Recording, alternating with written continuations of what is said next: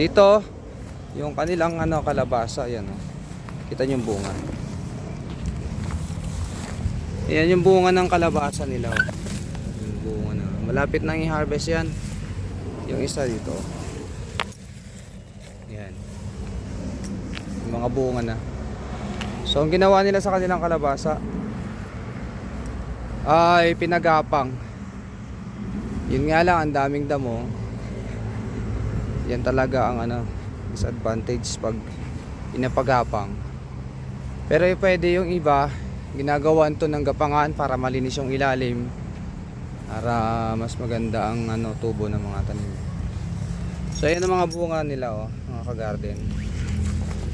Yan, mga bunga ng kalabasa nila. Mayroon pa rito oh. Yan.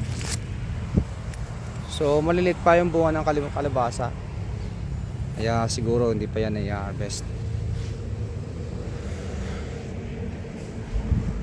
Maluwang din to. Pinagapang nila hanggang dun.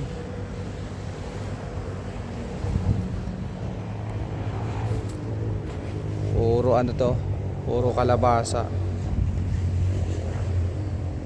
Maganda rito, may source sila ng tubig. Ito pataba nila, naka-ready na yata ito ipandilig.